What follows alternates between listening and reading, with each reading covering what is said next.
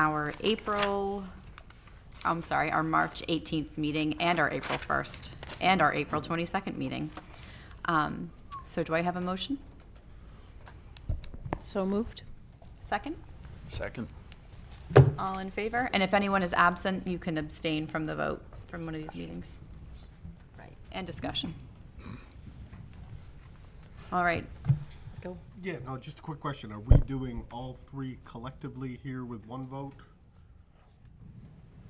That's how it's written, but I'm happy to parse it out if we've got people that were not Would you present like to for do- some. I'm just seeking clarification. Technically, we should be doing votes on each of the three separately. I'm sorry that wasn't written that way in the notes. All right, so I will ask for a motion to approve the March 18th meeting minutes. So moved. Second. Second. All in favor?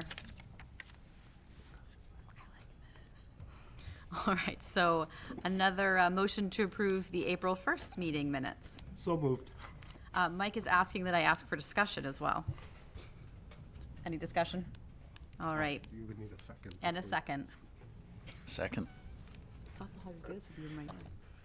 Okay, all in favor? Okay, and motion to approve the April 22nd meeting minutes. So moved. Second. Discussion. All in favor? I'll be the second. All right, now we are moving on to our recognition. And we have students from our Anti-Defamation League. These are our Greeley Middle School students, and Bobby Goodwin is here. I don't know if you want to speak or who's queued up to speak about the program and the achievements. Awesome. Hello, my name is Aiden George, and I joined ADL to help my community. Hi, my name is Natalie, and I decided to become a peer leader because I wanted to teach others about respect and to teach people that everyone in the school in our community should be treated equally. Hi, I'm Ava Williams. I joined ADL to make sure that people in my community felt safe. My name is Nathaniel Thompson, and I joined the Anti-Defamation League to help minorities like myself learn how to protect themselves and protect others from discrimination. The Anti-Defamation League is an organization dedicated to protecting and preserving civil rights and human relations agencies. Its ultimate purpose is to secure justice and lead the way for fair treatment to all citizens, both of the United States and the world, and to put an end forever to unjust and unfair discrimination of any kind against all people throughout Earth, no matter status of wealth, orientation, gender, or race. The World of Difference peer training program is a part of the larger ADL organization. The idea here is that students like us are trained to teach their peers skills to challenge prejudice and discrimination and live successfully in a diverse world. In other words, students would be able to teach and help their peers learn about discrimination and help kids start a lifelong process of learning about social justice. We were trained for 3 days by ADL professional Mandy Levine. We had class with her all day, and we discussed bias, prejudice, and discrimination, and bullying. We peer trainers learned how to respond effectively when we hear racial slurs, name-calling, and put-downs in our school. The peer leader training program also taught us to lead and teach interactive programs in the classroom. We practiced and learned how to lead different activities with Mandy, and we used those teaching skills throughout the whole year in 6th grade in health classes. In health class, we do a lot of team building activities and icebreakers, and then we debrief the activities with certain questions. For example, we do an activity called the diversity iceberg, which is right here. The iceberg represents a person. For example, you might know that I've got curly hair and brown eyes. This portion of me represents the tip of the iceberg. Only 1/8 of the iceberg is actually showing above water. Sometimes if you have a small conversation with me or get to know me a little bit, you might learn, for instance, my religion. That's on the waterline. That's on the waterline because sometimes people might be wearing a cross or the Star of David, but if I wasn't wearing something that indicates what my religion is and I didn't share it with you, you wouldn't know. Then, below the waterline are things you wouldn't know about me. For example, you might not know my weaknesses, strengths, sexual orientation, or my family dynamic. Those are topics that only unless I share with you, you wouldn't know. You have to get to know someone or me on a deeper level. We do this activity and relate it to ourselves because it shows that you cannot truly know someone by just looking at them. You can never judge a book by its cover. Not only has joining ADL and being trained by Mandy help us deal with issues at our school and in our community, the skills we have learned from being ADL peer leaders will help us for our future way beyond Greeley. Does anyone have any questions? Well, first of all, thank you so much for being here and speaking so articulately to what you've accomplished. I think my first question, and I'll open it up to the board, is what's been the hardest thing about this work and what's been the easiest thing about this work? Or maybe what has surprised you about this work?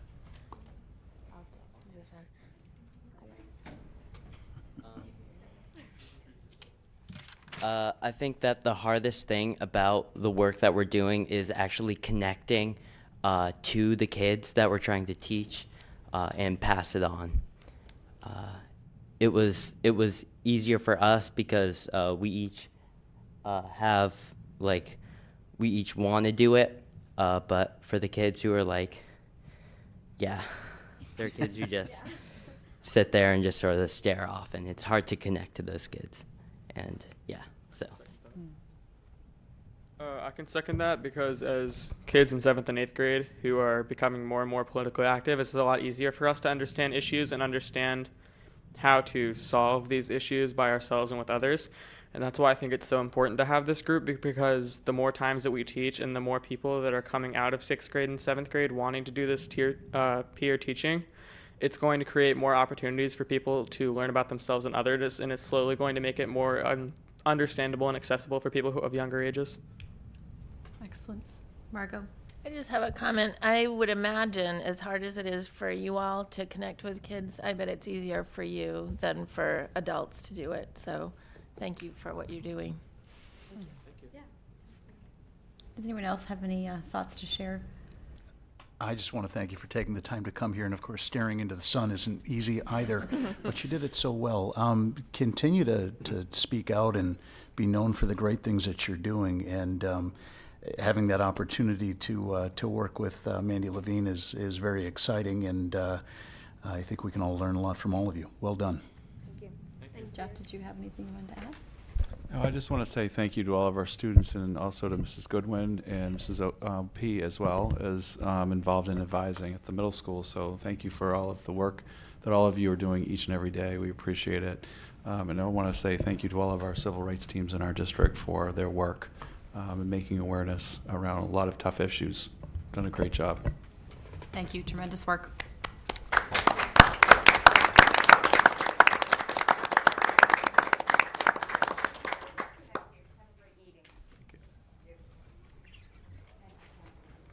So moving on, we'd also have another recognition. We would like to recognize Madeline Panici. She is our senior student board representative, and she will be leaving us shortly. I know you have senior projects coming up, correct? Yes. So Madeline, you've been such an amazing addition to our board, and you've added to our conversations immensely. Really have just brought a really nice, well-rounded perspective to us, and I've often reflected on your comments after our board meetings, and they've certainly influenced my decisions. So I think you've been such a strong member. Is there anyone else that would like to add to that? And we also have a gift for you. Thank you so much. So thank you so much. Thank you. Thank you so much. Anyone else? I'll just add that it's been really a pleasure to work with Madeline over the last 2 years. It's always a little bit bittersweet when we see a student who's been with us for 2 years and they go off to college and do the senior project thing at the end. But really looking forward to seeing you on the graduation stage soon, and hopefully you keep in touch with us and let us know how you're doing. Yeah, thank you. I also just want to say thank you to the board. This has been a really really wonderful experience for me. I think I've grown a lot and come to understand a lot more about the school and the inner workings of everything. So I really appreciate the opportunity and getting to know all of you. So thank you. Thanks, Madeline. And we know really good, awesome things are coming up for you, so we will stay tuned. And our next item is with Carol MacArthur with our wellness plan update.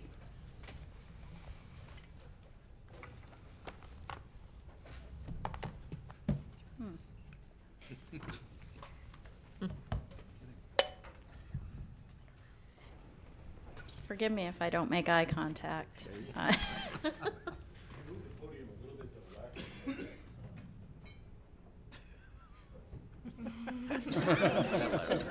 Just stand behind the TV. Oh, okay. That's my right, so that's why I was confused.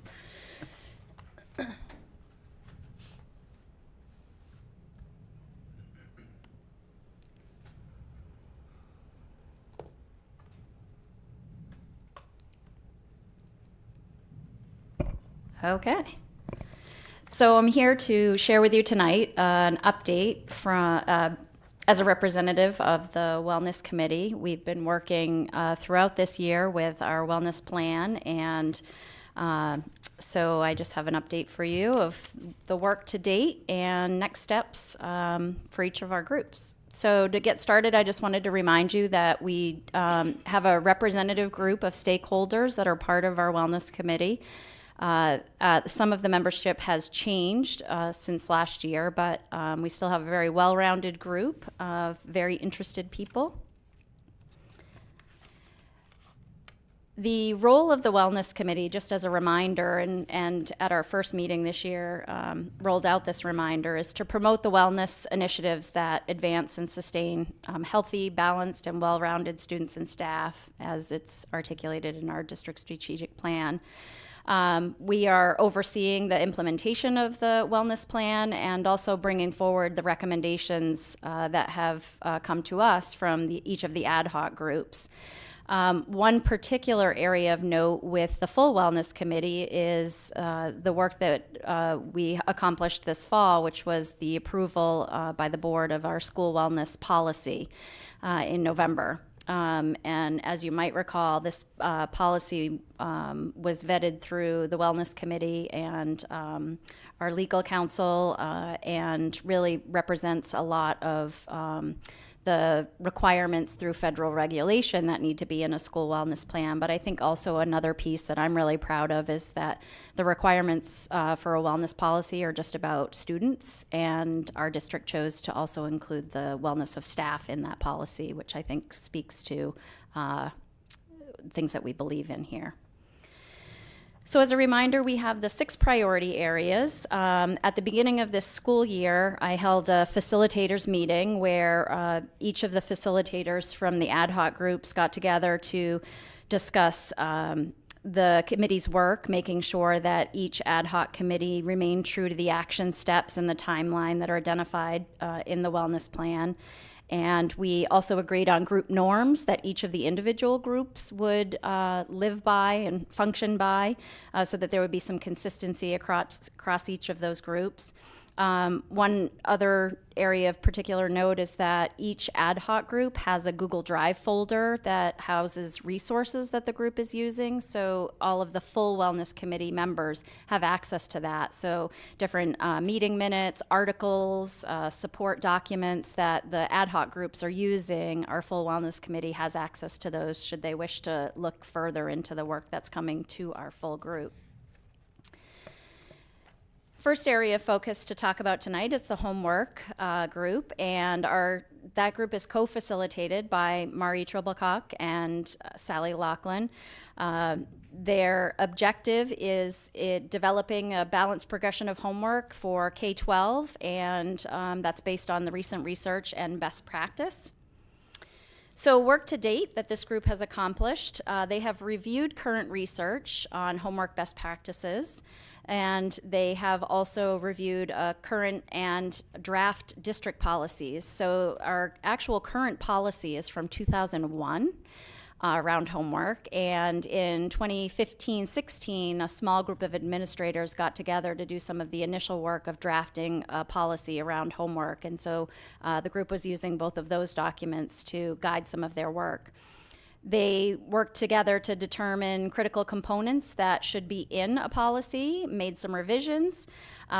Different stakeholder groups who've had an opportunity to provide input include staff, students students 612, parents through a survey, and then additional input from the district leadership team and the Teachers Association.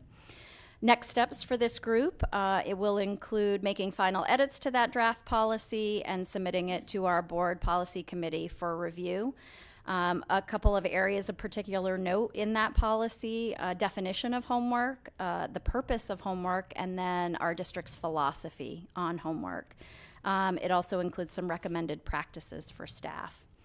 One thing that I thought was important to also note is the survey that went out regarding homework had over 1,000 responses. So I think the group has a really good sense of the values that are in our community around homework to work from.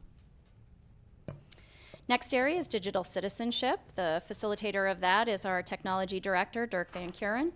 The work of this group is creating a positive school culture, supporting lifelong, safe, and ethical technology use. One thing that's important to note with this particular ad hoc group, we already have a group in existence in the district called our Technology Leadership Committee, TLC for short, because we like acronyms. And that group is actually serving at this point as the ad hoc group. It has representation from staff members K-12. A little bit different than some of the other groups. So the Digital Citizenship Group has been working this year to gain familiarity with building-based activities. Given that the needs are very different from grade span to grade span, so are the ways that we address digital citizenship. They've reviewed the social media policy and administrative rules, and they have collaborated with the Greeley PTO. Specifically this year, the parent university sponsored the movie Like, which was a social media documentary, and that was followed by a discussion panel that both myself, Chris Hoffman, and some others participated on. Next step for that group is going to be the work of actually articulating a K-12 scope and sequence for digital citizenship. There's a lot that's happening within the schools, but we have yet to put that together into an articulated curriculum. And then also to promote and support the work that's happening K-12 in a more systematic way. There's also work that the TLC group is doing that's outside the scope of the wellness plan that includes things like software cycle and Student Privacy Alliance and things of that nature as well. So their work isn't just contained to the ad hoc wellness plan action steps.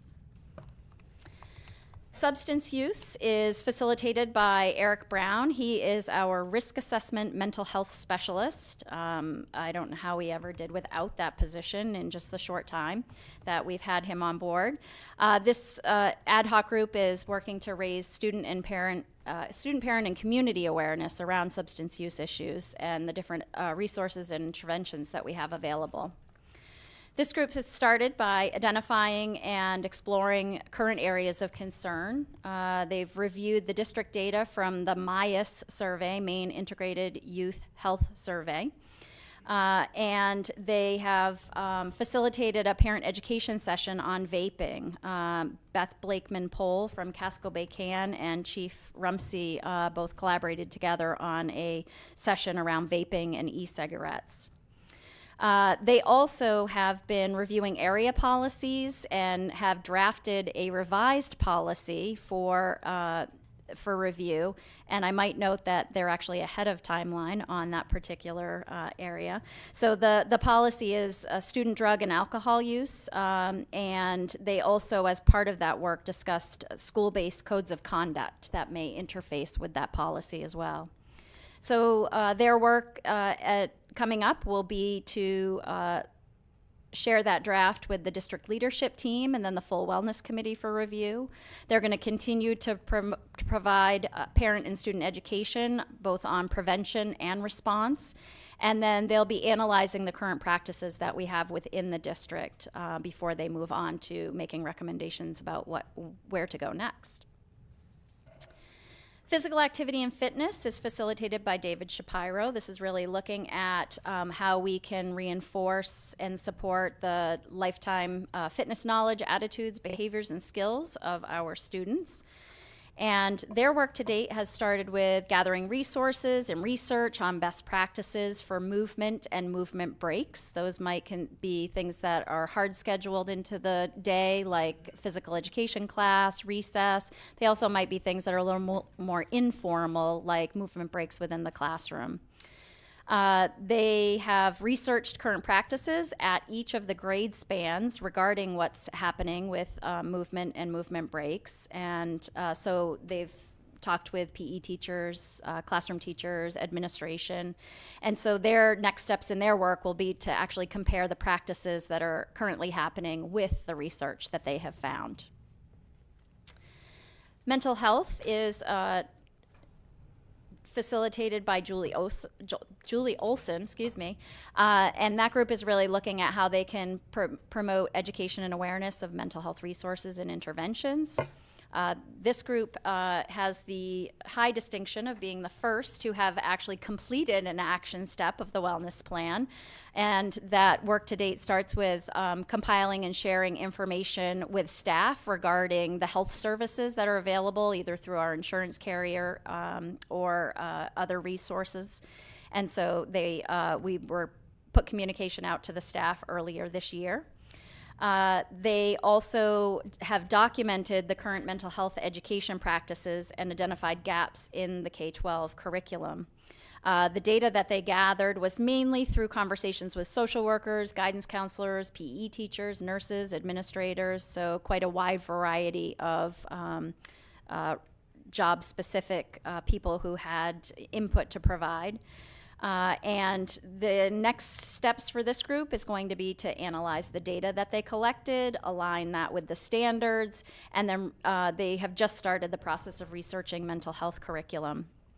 One thing that I thought was important to note is to really appreciate the scope of this committee's work. They are considering a wide variety of topics such as depression, anxiety, unhealthy eating, eating disorders, sleep, healthy relationships, cultural, religious, ethnic, diversity, anti-bias, bullying, gender identity, expression, so very connected to our student presentation on EDL, but I think it's really important to just appreciate the depth and breadth of the work that this group is doing. And then lastly, our sixth of priority area is nutrition. This committee is facilitated by Lynn Wise, who probably gets the biggest shout out of all because she is the only facilitator who is not a staff member of MSAD 51. She graciously agreed to be the facilitator of this committee as a community member, parent, and PTO representative. This group is really looking at the safe and healthy eating behaviors and choices and the messaging and modeling and education. This particular group I'm most closely connected to. I'm serving as a liaison to the group and Lynn so that she has someone who's sort of in the know and able to be on the inside to help support that group's work. So she does have a point of contact. This group started by reviewing federal nutrition guidelines for foods that are sold in schools and spending quite a lot of time learning the history and current status of food services. Much of their work has included a partnership with our food services director, John Carlson. He is absolutely a wealth of knowledge. He's been really responsive and involved in all the work that the committee is doing, which has included touring the cafeterias and kitchens in each of the schools, which really helped the committee to have a frame of reference for some of that future work in the action steps. Things that John has also helped the group to understand are things like funding, past practices, things that have been tried and true, and things that have been tried and failed, and the reasons why, budgeting, local food offerings, and whatnot. So the next steps of this group will be to develop a stakeholder survey that's going to gather some information around food and beverage offerings in the schools, and then also talk about ways to promote our current offerings. One of the big ahas of this group when touring the cafeterias and kitchens is actually what amazing offerings we do have for our students, and I'm not sure how public that is. And so this group will start the work of really thinking about how do we promote that a little bit more. So the full wellness committee will continue meeting on an every other month basis at this point. Ad hoc groups have their own meeting schedule, but most of them have been meeting monthly, so that work will continue. And as we get a little bit deeper into our work, we're going to be shifting our focus from a lot of research, which is the beginning stages of the work that they've done so far, to action. And part of that work will be engaging stakeholder groups to make sure that we have appropriate input and also understand implications of recommendations that are going forward in terms of programming or schedules of things of that nature. So that is our update of where we're at with the wellness plan. If I can answer any questions, I'd be happy to give it a whirl. Does anyone have any questions? I just want to say this is a beast of a plan, and you guys, you've done such a great job at outlining where everybody is and kind of managing it all. It's been really nice to listen to, so thank you so much for the update. Kevin? Yeah, I'd like to echo that as well. Are you getting everything that you need, or is there anything that you need from us to make this lift that you have much easier? That's actually an excellent question. One of the things that we've been discussing as a district leadership team is the size of our district strategic plan, and wellness plan is obviously, a quarter of that work. And so one of the things that we've been talking about is, are there places where we can either slow the train down a little bit to do comprehensive work while doing work in all the other areas, or are there action steps that we need to reconsider? So I think Jeff is going to be talking more about that in the coming weeks, and so I think the support around that would just be recognition that, as Tyler put it, it is a beast of a plan, and it's all really great work and really exciting work, and people are really passionate about it. But there are a lot of other things that happen in our schools as well, and so how do we balance this with all of the other priorities? Thank you. Yeah, I'll just piggyback on what Carol said. On hopefully on at your June 3rd meeting, I will be introducing some changes to the strategic plan, including the area of wellness. After the leadership team has reviewed some changes, we've been talking about putting some amendments forward for the board to consider in the strategic plan that would basically streamline the plan going forward. We're at the end of the first year of the plan, so I'll be introducing that. Also, just like to say that, first of all, I'd like to thank Carol for incredible leadership on this wellness committee and just keeping tabs on all 6 ad hoc groups. In addition, we've had, I would say, upwards of 40, maybe 50 people involved in all of our ad hoc groups, and that includes students, parents, and staff members, administrators, and board members, and we really appreciate all of the support and all the interest. I would say it's probably closer to 50 people involved in these 6 ad hoc groups, and just a variety of people who have come forward. So really appreciate the interest that people have shown in this really important work. I'd just like to add that I appreciate the update. I know for 2-3 years, we've been, longer than that, but as long as I can remember, for 2 or 3 years, we've been talking about wellness, and it seems like if we didn't know where to put something and it was, for the best of the students, we would put it into wellness, and just getting these updates really signals to us, and to me especially, like it's moving forward. So I think you're doing some really great work, and I think it's just going to keep getting better, and hopefully we can revisit the strategic plan to make it manageable for all of our administrators. All right, thank you. Anyone else before I close? Okay, thank you. All right, and we have one more presentation from Chris Hoffman regarding the NEASC visit this fall.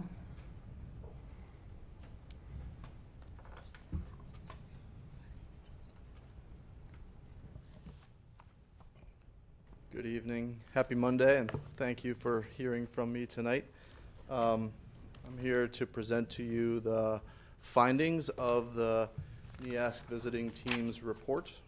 So I'm going to try to do that as much justice as I can in a short presentation. The report itself is 103 pages long and contains a total of 52 commendations and 43 recommendations for our school. I'm not going to touch on all of those things in this presentation, but encourage you to read all 103 pages of the report. Just a little bit of background. So first of all, in case you've forgotten, what are we talking about when we say NEASC? NEASC stands for the New England Association of Schools and Colleges. It is the primary accrediting body in New England. It's also the oldest in the country. Why do we even do this? Accreditation has a number of values. First and foremost, it is sort of a stamp of approval such that outside institutions recognize that the education we provide at Greeley High School and the diploma that we give offers a high quality of education. NEASC currently uses a self-study model for the accreditation process. The most recent standards were defined in 2011, and those 7 standards are those that the visiting team examines carefully during its visit. That is all changing. There's a set of new standards that will that have already been adopted that will go into effect in the year 2020, and that the subject will be, in the school, will be subject to in its next accreditation cycle. Those 4 standards are not necessarily different from the 7 that currently exist. They just combine and simplify in some ways. So a little bit about the accreditation process here at Greeley. The last accreditation at Greeley took place in 2006. It is normally a 10-year accreditation cycle. Come 2016, NEASC came knocking on our door asking if it would be okay if we delayed, and then they did it again. And so it wasn't until 2018 that we were planned for re-accreditation at Greeley High School. There was a great deal of preliminary work in preparation for the accreditation visit, but it began in earnest in the spring of 2017 and continued throughout the 2017-2018 school year. At that point in time, all staff members in the school were on one of 7 committees, each committee devoted to one of the 7 standards for accreditation, and all staff members, reviewed all aspects of that standard. Each standard has between 4 and 11 indicators. And then it is our staff, in fact, that produced most of the writing that is the report here. We send a self-study report to NEASC, which then becomes the basis of their visit. NEASC is essentially, having read our own self-study, they then come to the visit to make sure we're telling the truth. And so that report was submitted last summer, at the end of the summer before the start of this school year. And then the NEASC visit itself occurred between October 21st and 24th of this school year. There were 16 team members visiting, mostly from Maine, a couple visitors from New Hampshire, who spent the better part of those 3 days, starting on Sunday actually, 4 days really, uncovering all stones at Greeley High School. I believe in the report it mentions more than 30 hours of student shadowing, more than 15 hours of classroom observation. They even went and visited our boiler room to make sure our facilities are functioning properly. I believe it was Mr. Poulin who took them there, actually. Is that correct? They truly come and do a full, comprehensive review of all things Greeley High School. With the report, just a little bit about what's included there. The first 13 pages are just an overview of the standards themselves. There's nothing about Greeley High School in that first chunk. And then there's an introduction to our school and to the process that NEASC uses. And then the bulk of the report is each of the 7 standards with a section devoted to each indicator, followed by a section of commendations and recommendations. And with all due respect to the things that we do very well, and as I said, there were more commendations than recommendations. My presentation tonight is just going to focus on the recommendations that they have for us so that you have a sense of what NEASC believes our areas for growth are. So the first standard is core values. And actually, before I dig into these recommendations, I should note, as I said, I'm not going to go through all 42 recommendations, but those that I include here are the ones that I actually had the opportunity to talk through with our liaison from NEASC. On March 1st, I attended a follow-up seminar at the NEASC offices in Massachusetts, and at that time, our NEASC liaison sort of picked the sort of most significant or important recommendations for growth, and we talked through those, and those are the ones that I'm sharing with you tonight. One major theme of all of this is that I think a couple things to keep in mind. Number one, I'm sort of excited by the recommendations from NEASC because many of them are related to things that we're already undertaking or have plans to undertake at the school level or in the district strategic plan. I think it's important to note that the self-study was produced starting in 2017. And so by the time the visiting team was even here visiting, a whole lot had changed for a whole bunch of reasons, including yours truly. So, getting into the recommendations. I think one major component that the recommendations come back to again and again is the importance of clearly defined 21st century learning skills and expectations. We're talking about broad skills that are applicable across disciplines that NEASC believes, and we do too, are essential for students to succeed after high school and in life beyond. And so one of their recommendations is to more fully implement those 21st century learning expectations across the board. And then to the second bullet, to do so using agreed to school-wide rubrics for what it would mean to be successful in citizenship or in collaboration. The exciting part about this to me is that later tonight you're going to see a new draft of our graduation policy, and then one of the things that's changing is that at the very top of that graduation policy we have enshrined 5 21st century learning skills that I hope to use to drive this recommendation forward. The second standard relates to curriculum, and they had sort of 2 major recommendations there. While generally speaking, NEASC felt that we had a very strong curriculum that provides good outcomes to our students. We do not have a formal process in place for the regular and consistent review of that curriculum, and it's one thing that I am interested in implementing. You know, taking a look at what we're doing in our 9th grade English class is one thing, but making sure that we're doing that on a 5-year basis would, I think, be the goal here. And of course, one of their second recommendations was expanding the scope of digital citizenship curriculum throughout our school.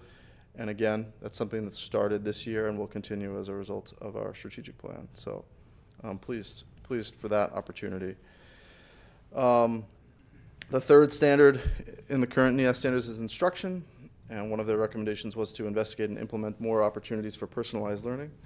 That's something that I think is happening in a number of our classrooms, but I would like to more fully implement. It's also something that the 21st Century Skills Committee, I think, at the district level will be ensuring that we continue to push using research-based practices to ensure a personalized approach and one that is innovative and engages our students. And then the second was specific to formalizing a process for data analysis to inform our instruction. So essentially, making sure that our teachers have consistent flow of data back to them about how their students are doing and how they can adjust their instruction on a day-to-day, week-to-week basis to meet the needs of the students in front of them. This is something that I think we've begun talking about at the ILT at the high school level, and definitely something that, again, is happening in pockets, but something that we can certainly expand upon and do more consistently across the board.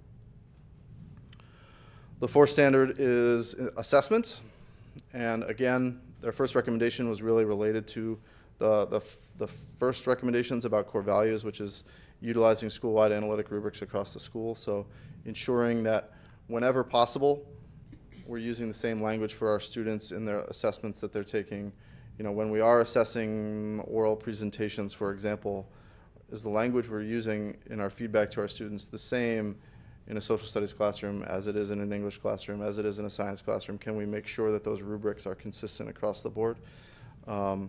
Again, something I'm excited to take on, something that our departments have already been looking at. And then the second recommendation was just to continue our professional development in summative and formative assessment and to expand the use of formative assessment to inform our instruction.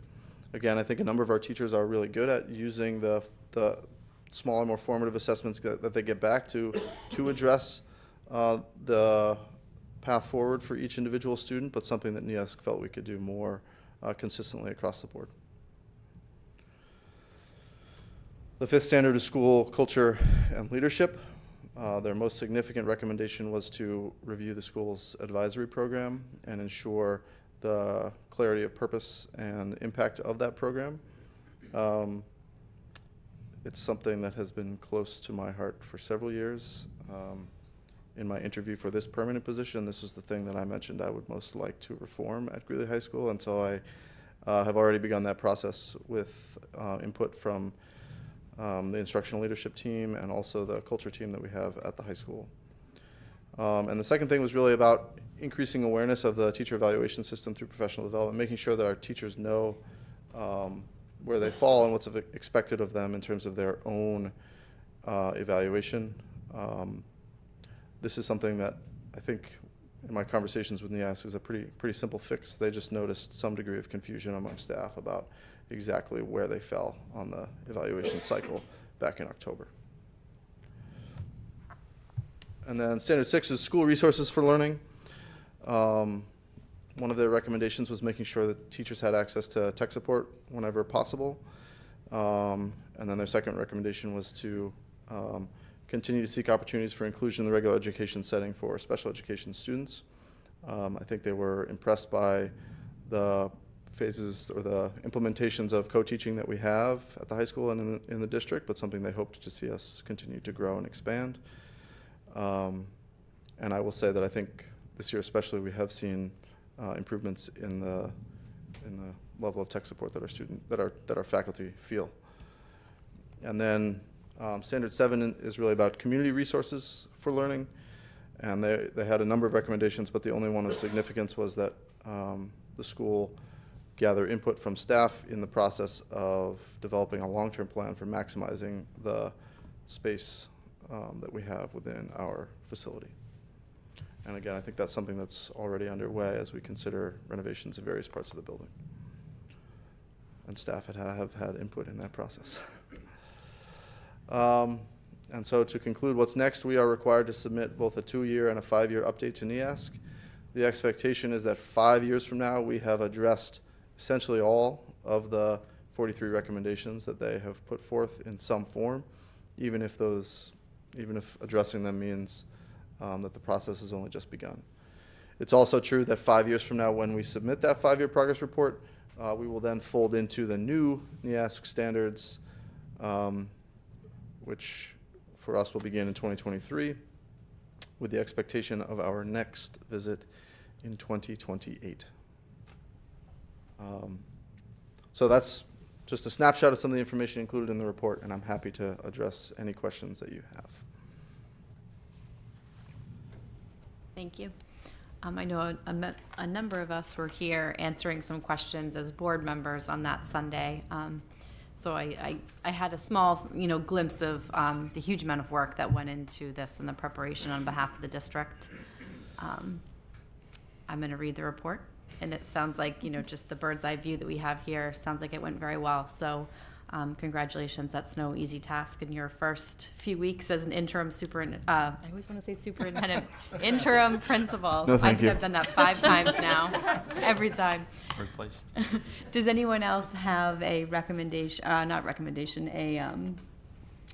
questions, feedback, anything else? Margot? Well, I have to admit, I'm only on page 48, but it is fascinating. And I'm just wondering, as you were reading through it, were there things that surprised you, or did you feel like you have a good handle on the culture?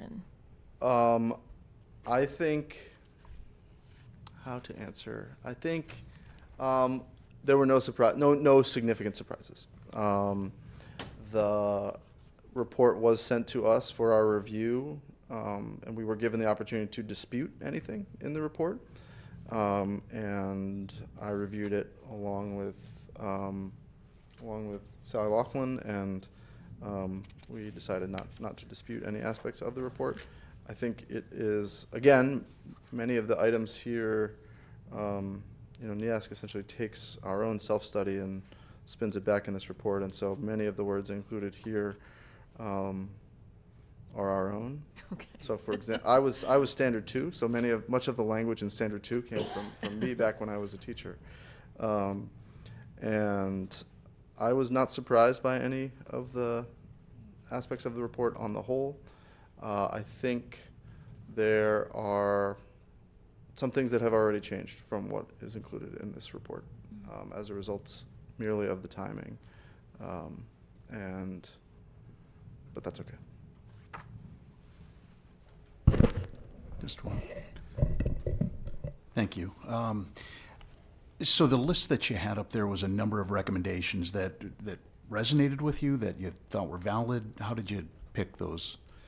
So those, I'll tell you what, so those recommendations are the one, so I have the report itself, and then I have the short list, which was the recommendations that I reviewed with our representative from NEASC. Okay. And so I believe his words were the power recommendations, meaning that by addressing these recommendations, those recommendations, some of the others may follow more easily, or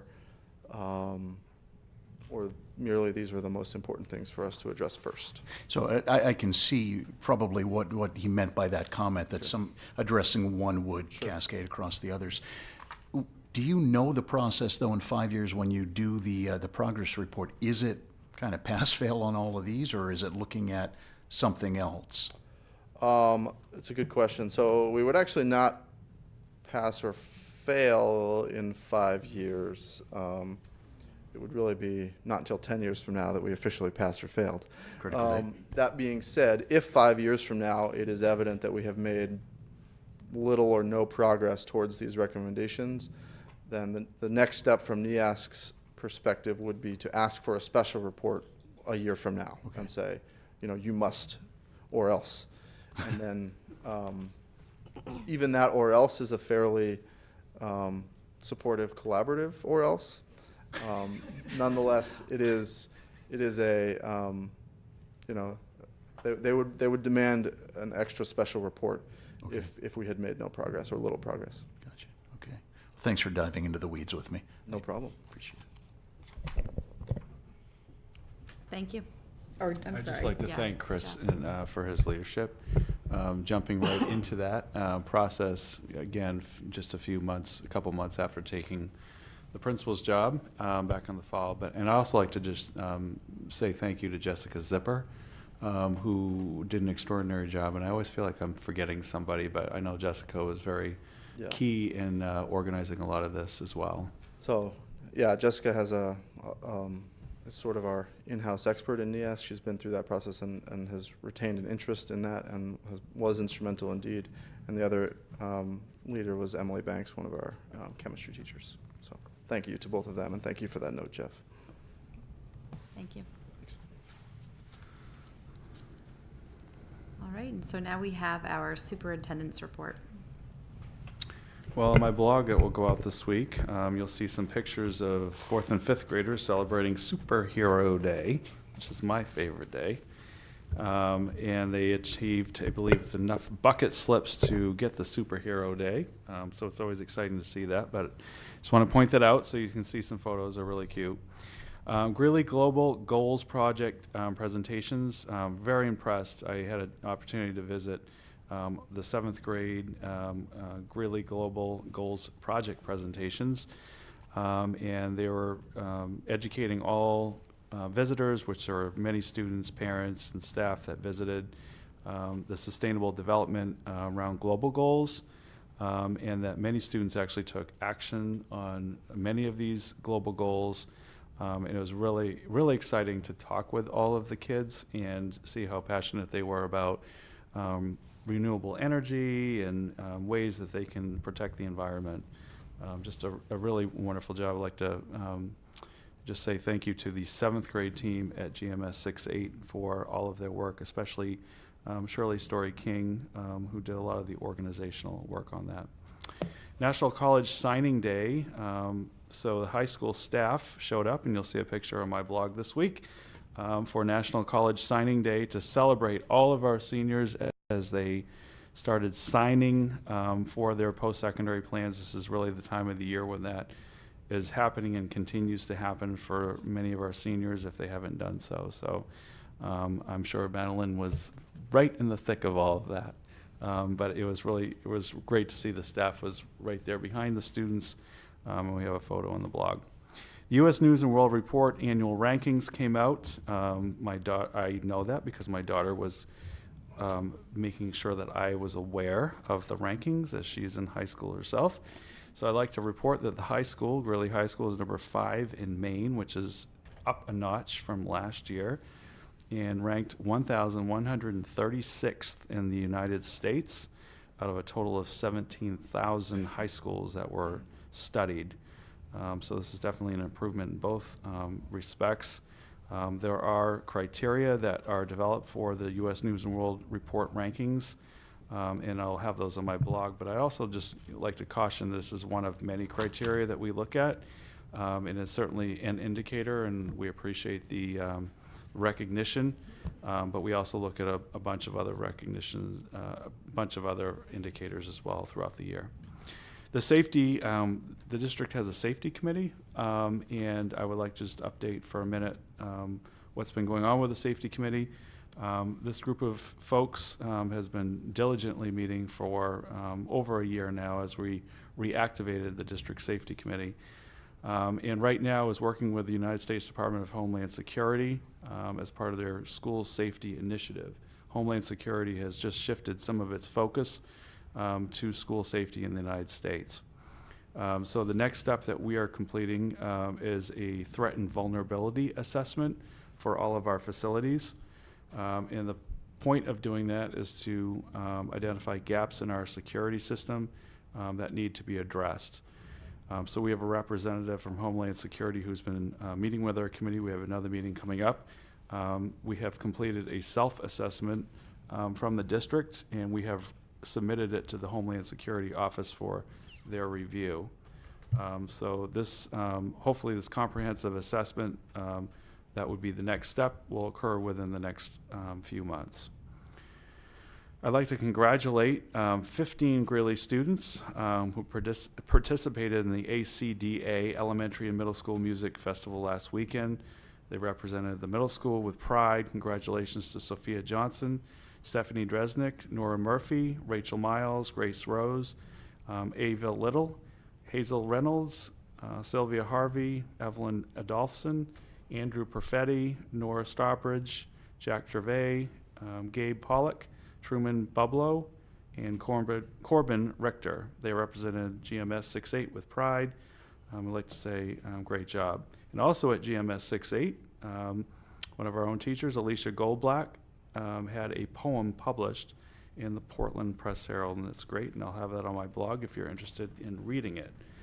And finally, just to remind our board members that we do have a workshop next Monday evening. I appreciate everyone's flexibility around adding this meeting to our calendar.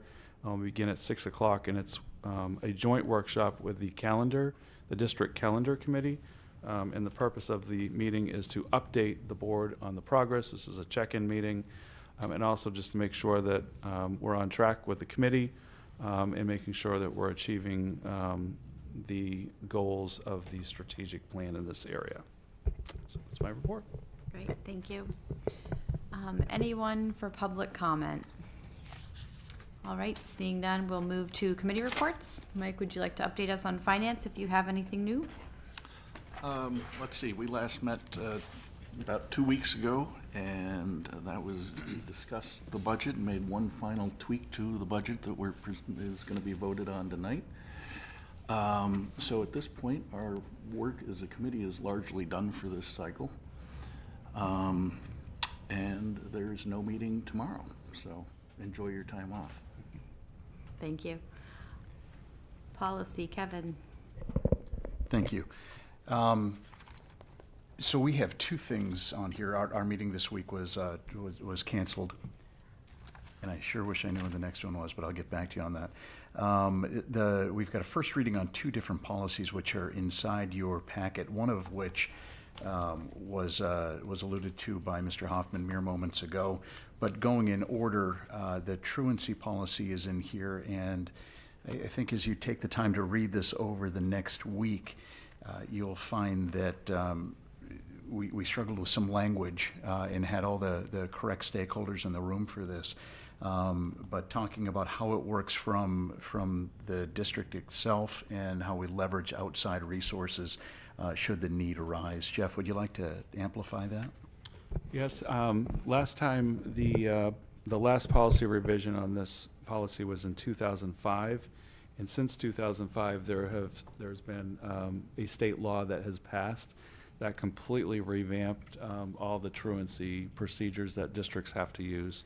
So this policy is actually in line with state legislation around truancy. So that's why we're bringing this forward at this time. Thank you. The second one is the piece around graduation requirements. And Jeff, I'm going to leverage you on this as well because the work that the committee did was spectacular in putting this together, and it's just one step in a larger process. And if you would speak to that, I'd be appreciative. Yeah, this is basically, we met with Sally Laughlin, who's the curriculum director for the district, and Chris Hoffman is the principal of the high school. And they really were the leaders, excuse me, of the committee that reviewed the graduation policy. And in talking with them, and also in our guidance over the last year, we're looking at this as a two-step process. So the first step that the board has in front of it tonight is around looking at the language around proficiency and making sure that that language was stricken from the graduation policy. As you know, at this point, the state law around proficiency-based education was removed at the state level by the legislature, and as a result, we're removing it from our local policy, IKF. And then next year, we'll begin the step 2, which is to address more specific issues and concerns and questions that were raised during the step 1 process. For example, throwing it out, not saying this will change, but the number of credits for a student to graduate, or the number of credits for a particular content area, or field experience for career work, or those kinds of issues that are more specific will be raised during the step 2 process. So right now we're asking the board to approve IKF at your next meeting for the purposes of striking the proficiency language that was in the policy as a result of the change in state legislation, with the idea that other changes will probably be coming to you within a year or maybe a year and a half regarding more specific changes in this policy. So we just kind of wanted to make it aware that if you see other things that you think should be changed in this policy, most likely they will be taken up by this committee that will be looking at the step 2 part. But we do want to thank the committee for all of the work that you did to accelerate this through so quickly, and then the recommendations for where we can go in the future. These are both in the packet. With any questions, send them along and we'll endeavor to get answers. Thank you. Thank you. Curriculum, Tyler. Most of the work we did was finishing up policy IKF. So at this time, we really don't have an update. Great. Scott, negotiations, any update there? Excuse me. So just that we have a executive session later in the meeting to consider an agreement with the secretaries and educational technicians, and then we'll have a vote following that to ratify the contract. Mike, facilities? Facilities has not met since our last board meeting. However, coming up, and my laptop's pretty slow here tonight, but it's either next Tuesday or the Tuesday after will be our most exciting facilities meeting of the year. We're going to be reviewing summer projects, including some work in the Greeley High School kitchen, an update on the Early Education Committee's findings and conversations, and a quick debriefing on an environmental stewardship meeting that was held with Revision Energy. and sort of some of the opportunities that loom on the horizon for our school. Great. Tyler, back to you for environmental stewardship. We are preparing for Outdoor Classroom Week, which is May 20th through the 24th, which will also hold Arbor Day, which Mabel I. Wilson School has, Green Team has chosen. They took a vote, and they have voted for 3 dogwood trees to be planted on campus. So we'll be inviting different groups from K through 12 to join us for that activity on the 23rd. And then we also just did have a presentation from Revision, as Mike mentioned, and we'll be kind of debriefing that as well. Our next meeting is this Wednesday at 3 p.m. Great. Madeline, would you like to give us your, this will be your last student report, right? Yeah. Oh, that's kind of sad. Things are going really well. This is the last week for high school seniors who are doing senior projects, so that's pretty exciting. IB AP testing actually has started, or will start for me at least on Wednesday, so I think it's kind of at the beginning stages, so that's really exciting. As Mr. Porter mentioned, May 1st was like the official college day, so all the seniors are really excited about that. If they're going to college or whatever they're doing next year, that was kind of a big day for us. Yeah, prom is this Saturday, which will be really exciting. I think it's not going to be too rainy, so that's good. Yeah, so just kind of wrapping up, ending the year strong. Great. Tara? I would just add, we had Greeley's Got Talent, April 27th, I believe, and I actually wasn't able to be there, but I heard from a lot of people that it was a really great event. Excellent, thank you. All right, so no communications tonight, besides the fact that I hope that people come out May 23rd at 7 p.m. to support the budget this year. So for all of those people watching at home, make sure to be here May 23rd. And our next item for action is to vote to call and approve the warrants for the budget meeting and the validation referendum, and to authorize the notice of amounts adopted. So this is the board approving the budget as set forth by the superintendent and the finance committee. And I always think it's helpful at this meeting if each board member, if they so choose, would go and share maybe a sentence or two about how, or, their perspective on the budget, anything they would like to say ahead of their own vote to approve the budget. So, Margot, I don't want to put you on the spot, but I'm going to put you on the spot. What's that? Oh, yes, yeah. And Jeff has one update for the folks that are not on the finance committee. That. Sorry, Maura. I just wanted to make sure that there was one change. I just wanted the public to be aware. One change since the April 22nd public hearing. The Finance Committee voted to add an additional kindergarten teacher to the budget based on very strong enrollment numbers that are coming in at the kindergarten level. In fact, it's really starting to shape up to be a very large kindergarten class for next year. And as a result, we need to add a kindergarten teacher to the budget, in my estimation, which would be an expense of just over $67,000 for salary and benefits in anticipation. So on April 22nd, at the public hearing, the budget was proposed at $38,322,710, which was a 2.66% increase in expenses. With the kindergarten teacher in the budget, which is the only change since April 22nd, the budget would stand at $38,390,121, which would be a 2.84% in expenses over the current year. And I will say that taxes will remain at 0% even with this increase of adding a kindergarten teacher to the budget. So we checked in with both towns, and both towns confirmed that taxes would remain at 0% even with the change in that position.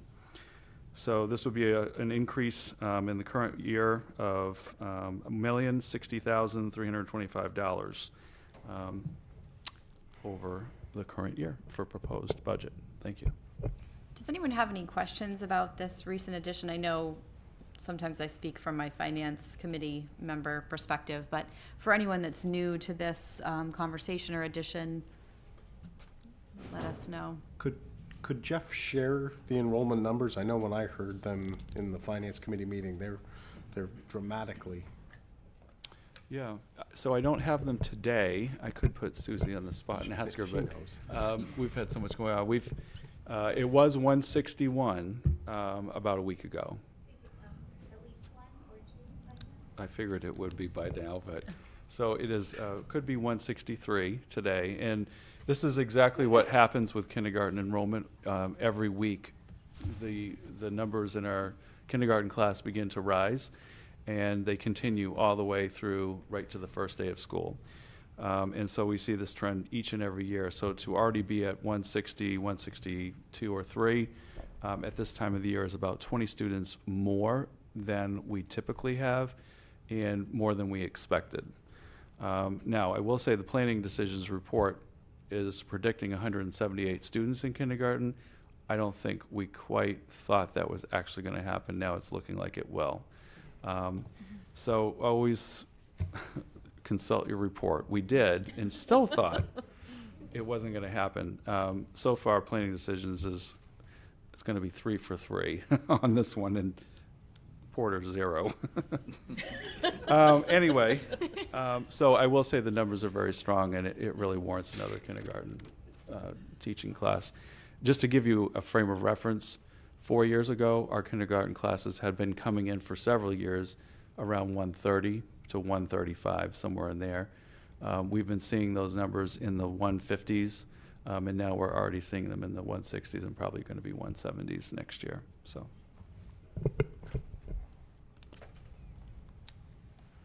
Did you have Finance Committee comments that you wanted to add? I think you hit on all of All it right. there.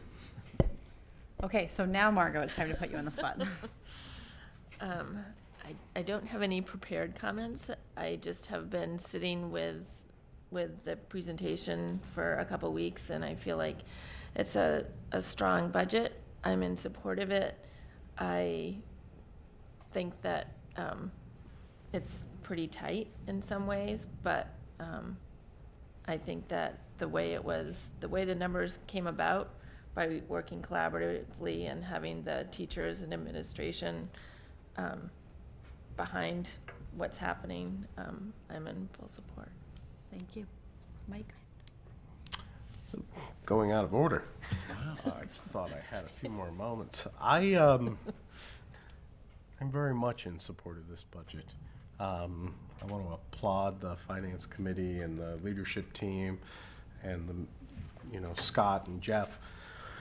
Just all the work that went into zero-based budgeting and identifying efficiencies and looking for opportunities to save when and where we could. I think that there was some fear and anxiety that had sort of been touted over the last couple of years. This is the peak debt year for the Performing Arts Center, or the Greeley Center for the Arts, as it's now known. And so there was a lot of conversation about what that was going to look like. And then we've added to the mix a pre-K program, which is a significant lift, one that we've talked about as a board over a number of years. And so to be able to accomplish those two things without impacting the tax base, I think is really noteworthy. And I just want to express my appreciation of the folks that made that happen. Well said. Kevin? It's always easy to follow Mike. I echo nearly everything that he said. I'd like to express appreciation for Mike's leadership of the Finance Committee. I think that that you had a solid vision and saw it all the way through. Some of our facts changed this year with additional subsidy money, and it would have been easy to continue to fund a wish list, and there was a very large amount of discipline that went into it. I think that it is something that our various constituents in both communities should be able to appreciate that work, and the feedback that they've shared with us throughout the process has been meaningful. I think the leadership that has been shown for the difficult kindergarten, the additional kindergarten position, I like the thought process that went into that. I think it would have been easy to try to wait until after the budget went through, but this was the right thing to do. You were able to preserve those margins, and I thought there was a lot of meaningful leadership, and so well done. Tyler? I'm definitely in support. I just want to say I appreciate the zero-based budgeting, the way that was presented. Everything was really transparent to us. It's my second year going through the budget process. It's a big thing to understand and wrap your head around. So I appreciate the work that Scott does when we're able to work literally line by line and understand and ask questions.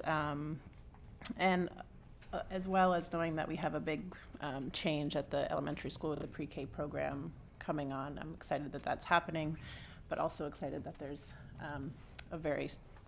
no tax implication attached to that. So very much in support and grateful for the work behind the committees. Madeline and Tara, feel free to add, your perspective. You've seen this process, you've seen the presentation, so we'd love to hear a thought or two if you guys have some. Yeah, it definitely seems like a very sound budget, and I think I trust all of the work that everyone's been doing, and yeah, I think it's in support. I would just echo that. This is my first budget. So yeah, that support sound good. It's a good budget. Right. And yeah, I think that this budget is really good. I'm incredibly proud of this budget. I think we need to be mindful that there were some efficiencies and savings in this budget that we found that were one-offs that aren't ever going to happen again. And as much as we strive to, and Mike, did I skip you? I really did go out of order. I'm like, the administrators, go to Mike. So you go. I just want to make one small comment, and that was to thank all of you for the work you did, particularly in finding some real efficiencies in the budget this year. That was real helpful to us, so thank you. So sorry, Mike. And I'm really glad that you gave me that note, thanks. And I'm really doing great tonight, guys. So I was saying some of these are one-offs. So while we strive to create a zero tax impact budget every year, our main priority is to meet the needs of our students in the district. So it happened this year, and I think it's a great thing, and I think it was the year for it to happen. And we're going to keep trying to do the zero-based budget approach and meeting and balancing the community needs and our student needs. And some years that balance is going to be swayed one way versus the other. And we're just in a year where it happens to be a low tax impact budget. But I think that we've really met the needs of some new priorities and some new programs. And hopefully we will be able to do that for the years to come. So Scott, how do you want us to vote on this? I know the wording, there's a very long, do you want it to be read out loud verbatim? Is that how you need it? As presented. Okay, all right, so I'll be Vote, do as presented. seeking a motion to approve the warrants for the budget meeting. I'll make the motion that the board approve the motion as presented. Second. I'll second that. Any further discussion? All right, all in favor?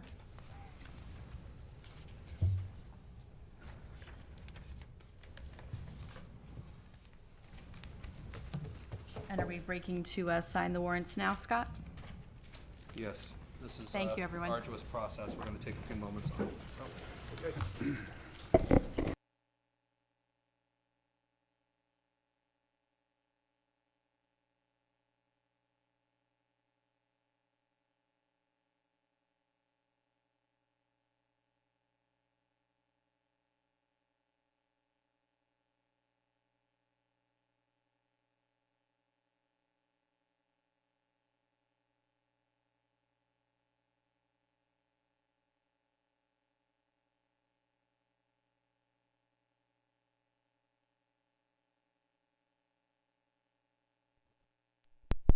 All right, welcome back. So we are going to go into our other items for action this evening, and I'm going to turn it over to you, Kevin, to take us through the two policy votes. Thank you. Let me just get those back up. So we have two. They are related. Corey left before I could thank him for his efforts to work with us to try to pull them into one comprehensive policy. It just wasn't possible. There was just too much between the two of those. The two that we have are the questioning and searches of students. That is JIH, and its partner policy, which is the administrative procedures. we sought quite a bit of insight, or we gained quite a bit of insight from Chief Munsey, and we appreciate him taking the time to help us to understand everybody's roles between staff, administration, the school resource officer, as well as if things get elevated outside. So, Jeff, would you like to add anything else before we call for a motion? No, we did, the committee actually wrestled many times. Actually, we started wrestling with this policy, I think, last year, and it spilled over. We ran out of time last year, and we took it up again this year. But part of it was, I appreciate the committee's very due diligence, because this is an important policy that our administrators do use on a regular basis. And so one of the things that Drummond and Woodson had recommended was the way in which student searches are conducted, and the committee really carefully weighed those words that we put into our policy to make sure that our searches are respectful and that our policy matches what our community would expect. And just to provide one other piece, the last time that this had been updated was in 2000, I believe. Yes. So that's a long time for something that has an impact on everything in our community. That being said, I make a motion that we accept, that we approve policy JIH, the questioning and searches of students. Second.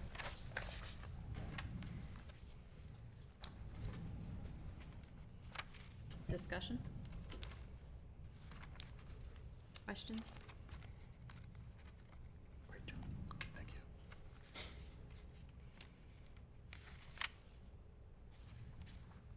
So you can call the vote if you would like, Kate. Oh, well, Mike's, he's pressuring me with that discussion. All right, all in favor? She means Simmons. Nope. All right, now I'm going to turn it back over to you, Kevin. Thank you. So this second one, as I mentioned mere seconds ago, is JIHR, and this is the administrative procedures for questioning and searches of students. For everybody who has read this on the board, as well as anybody playing along at home, this breaks it down very clearly between the questioning by school administrators. It continues to talk about searches of personal property in students' immediate possession, and then moves forward into what happens if we need to patrol outside. And it's very clear about everybody's responsibilities and roles within that. I think that it's well written, and the work that Drummond Woodson did to update this has been solid. Jeff, anything that you want to add? No, it's basically, I think this policy really reflects our good working relationship with the Cumberland Police Department especially. And I really appreciate all of the work that the Chief Rumsey has, he's come to multiple meetings around this policy and worked with us around the SRO's role. I just want to thank Kevin for his leadership on these policies. These have been challenging ones to tackle, obviously, and it's been kind of long-standing. But the other piece that was addressed was around, random searches of the school. And, I've always appreciated the fact that our district does not do random drug testing, use dogs in the facilities, those kinds of things, which I really feel are not part of the educational environment unless there is an emergency. And so I appreciate that the committee came up with a policy that addressed those concerns that we had been wrestling with through this policy. And each of those, as Jeff just mentioned, Chief Rumsey weighing in on this to be able to help us to understand in all different types of circumstances what everybody is able to do and when they're able to do it. Right. He absolutely strengthened this. With that said, I make a motion that we approve policy JIHR, questioning and searches of students. It's the administrative procedures.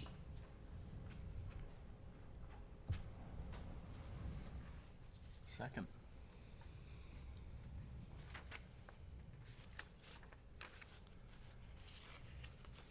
I have to dump it back to you, my friend. Okay, you do. All right, any discussion, questions? I just had a question, because it's very specifically directed at students, not parents. is it something that appears in the student handbook? Or how are students made aware of this policy? So there are certain policies that students are provided electronically. We actually don't provide the written handbooks anymore except for freshmen coming in. And then everything is all linked in for now on anyway, so students get links when there's updates. But this information is provided in the student handbook, and if there's any questions about it, they can refer to that. Okay. And I would just like to add, you know, I worked with this policy my last year or two on the policy committee, and I'm not a police officer and I'm not a school administrator, but from my perspective, I think this is really impeccable, sound policy work. So kudos to the committee and all the work that went into hearing from different stakeholders and really doing the research to make this a strong policy. Anyone else? All right, all in favor of approving the policy?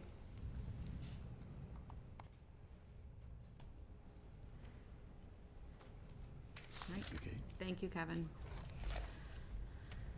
Okay, and our next item for action is to approve 2 positions for the 2019-2020 school year. And do we need their name, or do we, I always... You have been saying the names. Okay. Yep. All right.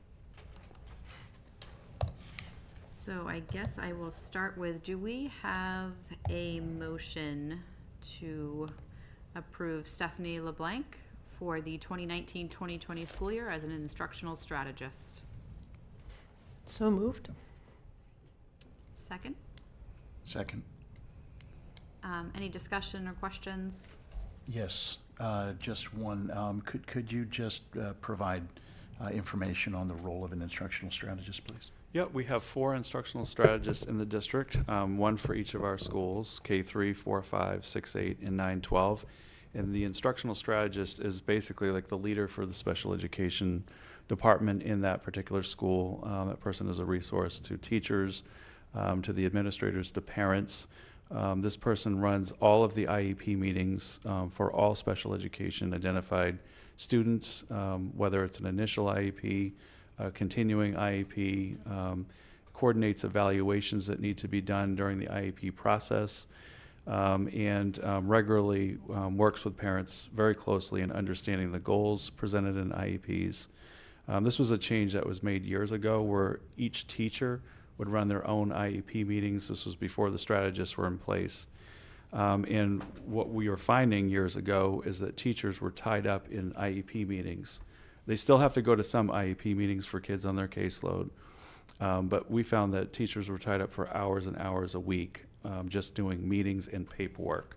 So the strategist also handles all of the paperwork, the goal setting with the teachers for the IEP goals, and just all those routine things that need to be in place to make sure procedural safeguards are what they should be for special education, which is very complicated. So this person has a very demanding and complicated role to make sure that everything is in place for a student's IEP so that teachers can spend the majority of their time teaching kids and not have to worry about all the other things that go with it. So I feel that these 4 roles are critical in our school district. Most districts have gone to this model, and years ago we switched to this model, and it's been extremely effective. That's great. Thank you. Yep. Any other thoughts, questions? All right, all in favor?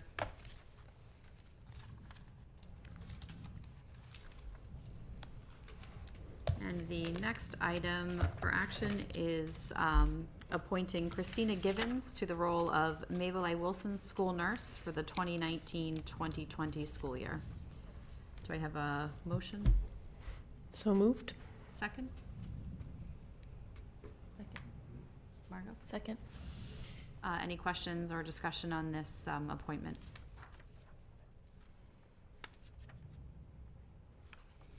All in favor?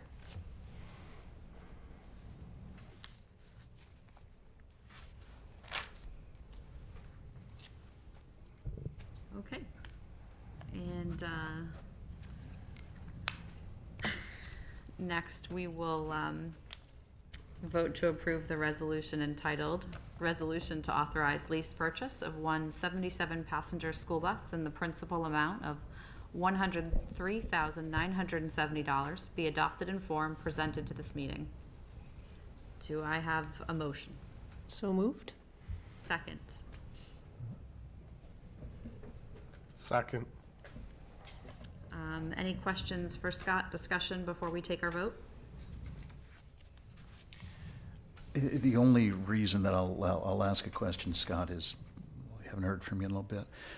But can you just talk again about the way you layer the buses over time and why it's made sense for the district? Sure. Thank you.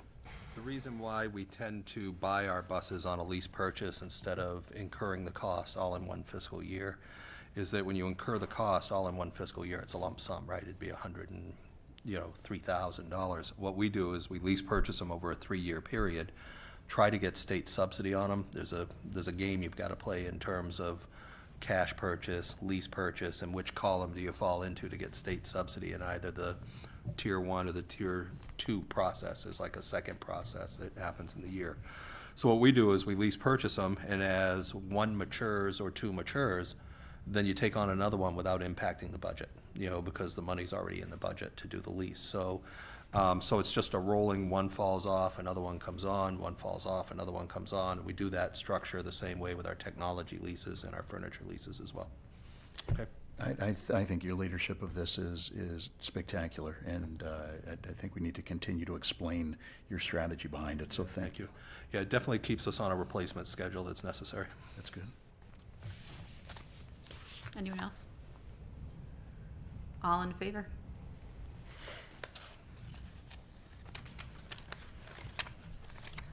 All right, item F, I need a motion to vote to authorize the Director of Finance, Human Resources, and Operations to enter into a lease contract with Schiavi Leasing Corporation for 2 modular classrooms. Do I have a motion?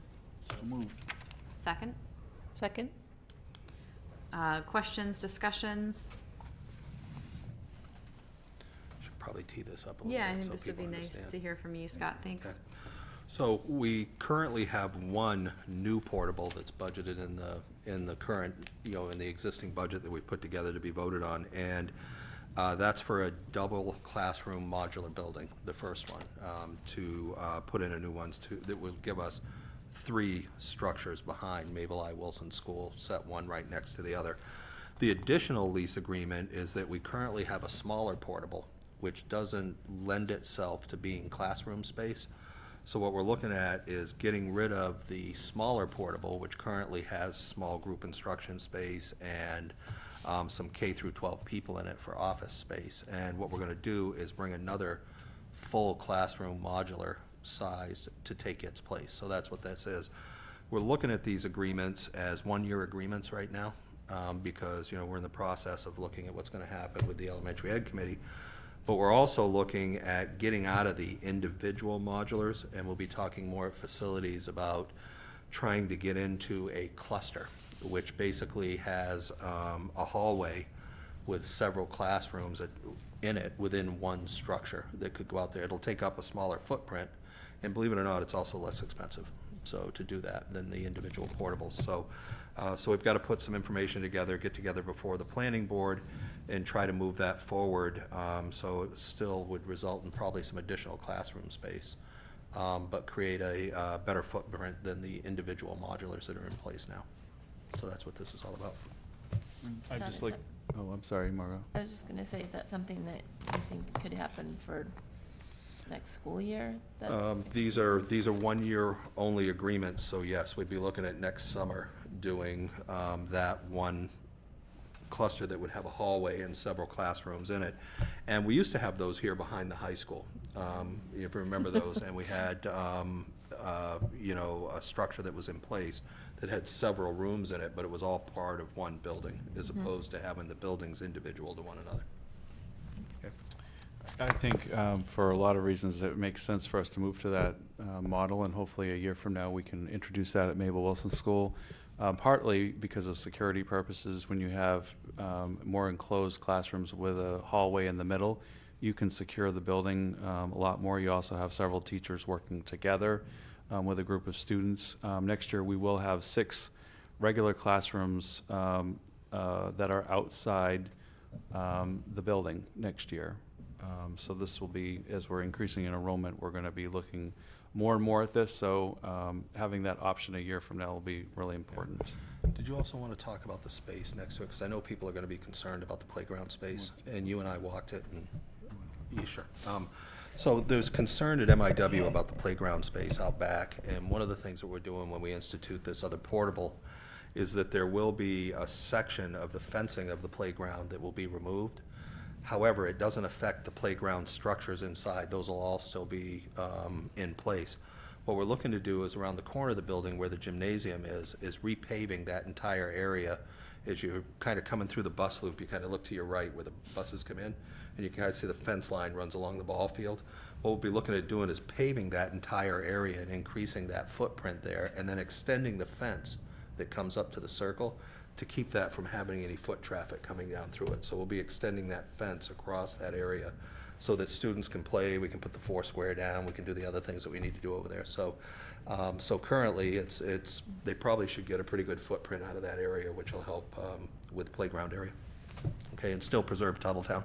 Yeah, this has been a concern among our staff, especially who have talked about the loss of playground space and just in anticipation of a 3rd portable over there for next year. We also have been getting a lot of feedback from students directly about the loss of playground space at Mabel Wilson, especially the older students there. In fact, I received several letters from 2nd and 3rd graders recently regarding playground space, and I'm trying to be proactive in providing, and I think the solution that Scott talked about is a really good one for the kids, and it will get us through another year and giving them more playground space, which I know has been a concern.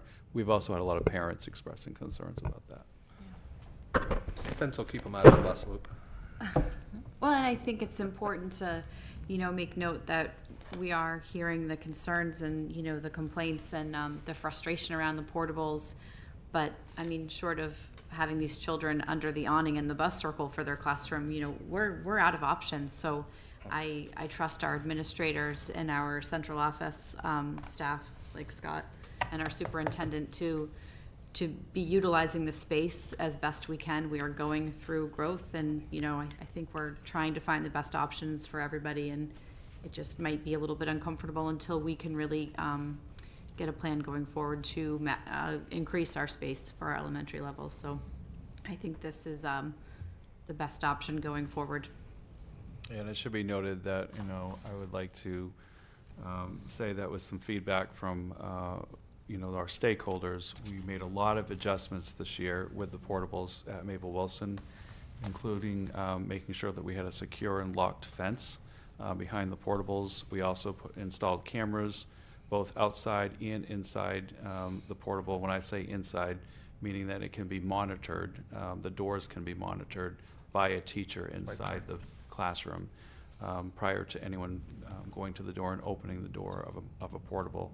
There's now an interior camera that can be looked at by a classroom teacher for doing that. So those security purposes that were changed, we're going to continue to improve those areas this summer, and I think we'll make it as comfortable as possible for students and staff.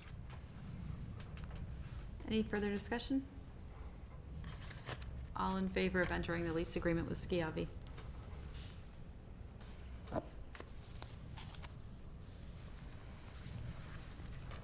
Okay, and now I need a vote to enter executive session to consider labor contract between the MSAD 51 school secretaries, educational technicians, and library technicians, and the MSAD 51 board of directors pursuant to state statute MRSA 4056D. Do I have a motion?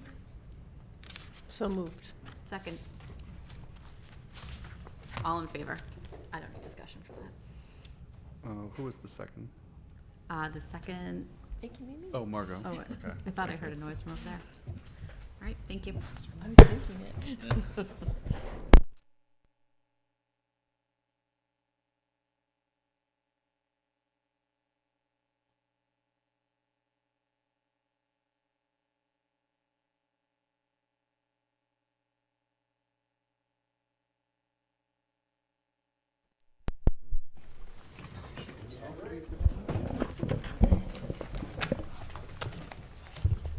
All right, welcome back yet again. And we are on camera to ratify the 2019 through 2022 collective bargaining agreement between the MSAD 51 school secretaries, educational technicians, and library technicians, and the MSAD 51 Board of Directors. So do you need us to read that motion? You can say as presented if you like. Okay, so can I get a motion? So moved as presented, since I've already shut my laptop off. I appreciate that. Second. I'll second. Any discussion? Questions? All right, all in favor?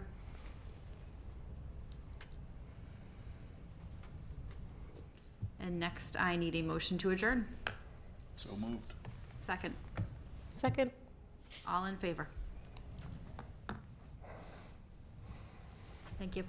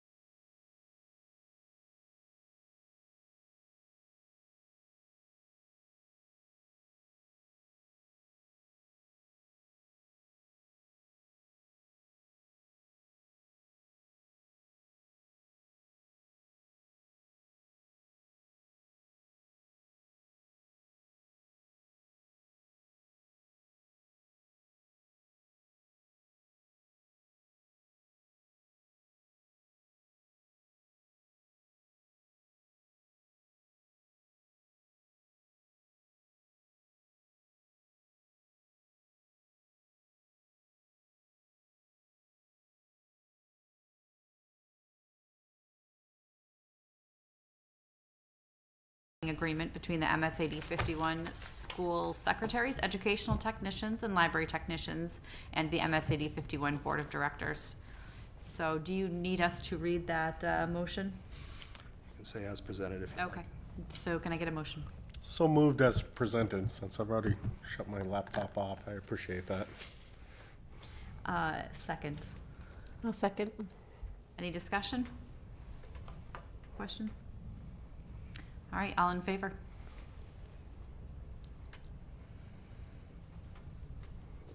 And next, I need a motion to adjourn.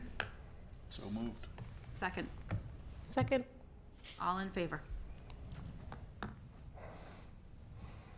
Thank you.